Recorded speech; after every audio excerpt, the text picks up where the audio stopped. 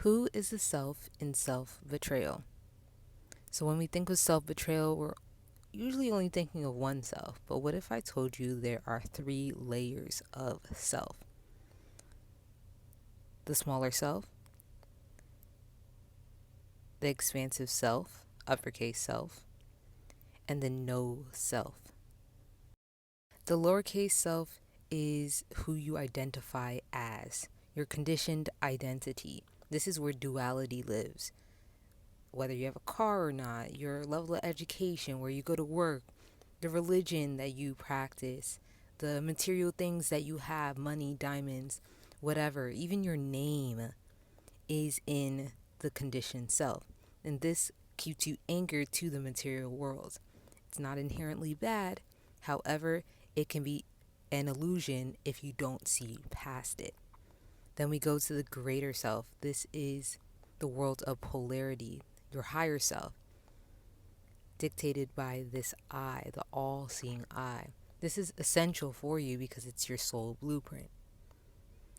Then we go to the no self, where neutrality lives with the immaterial, the all-knowing, omnipresent, omnipotent. This is the God state. And this is where God lives, the no self, in a neutral state where there's no polarity, there's no good or bad, there is just love, just neutral love and understanding.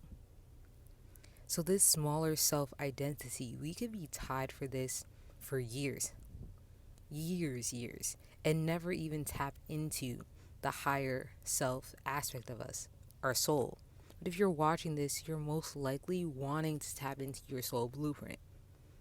But then my question is, where do you go in meditation? Like, what is the actual intention of meditation? It is to drop yourself, your lower self, even drop your higher self and go into the no self. Meditation helps charge your higher self to then give you downloads to your lower self.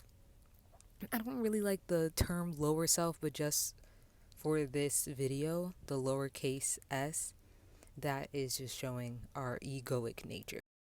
So the little case self, this is the space that is looking for validation. It's fawning, it's overgiving, it may be negating its desires, and it's really rooted in protection and control. Our egos want to protect us so that we could feel the most comfortable, but they don't want us to grow.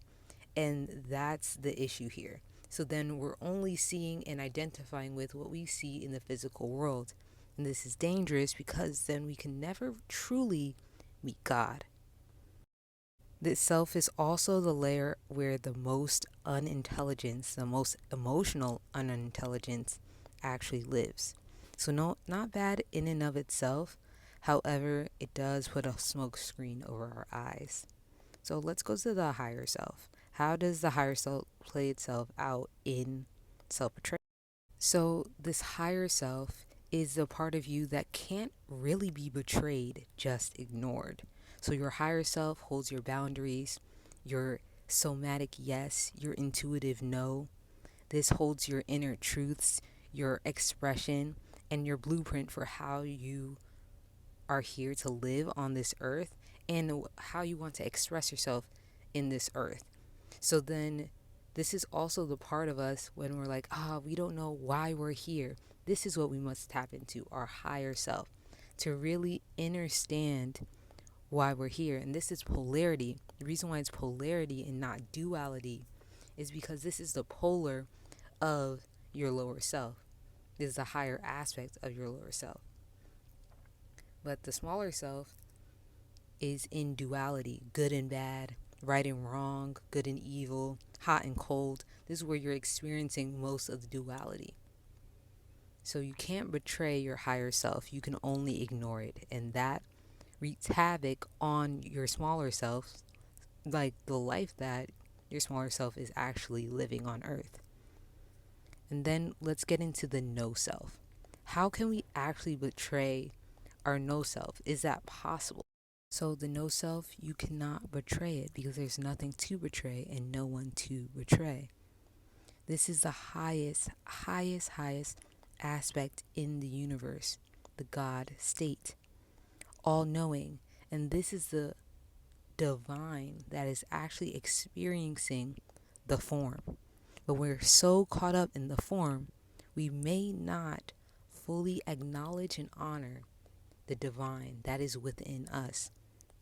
So then when I say and other people share that you are God, that's what that means. This is the aspect of you that is flowing through you, the aspect of the universe that no one can really explain who this is, what this is. We just know how it works ish. There's so much more to know. And this is why we're here, to explore divine source through form. That's the spiritual path.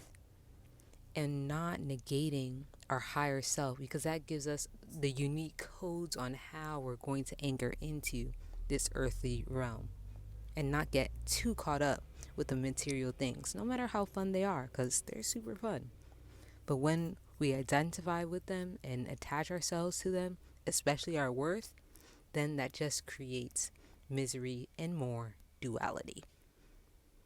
So I hope this clears things up with who the self is in self-betrayal.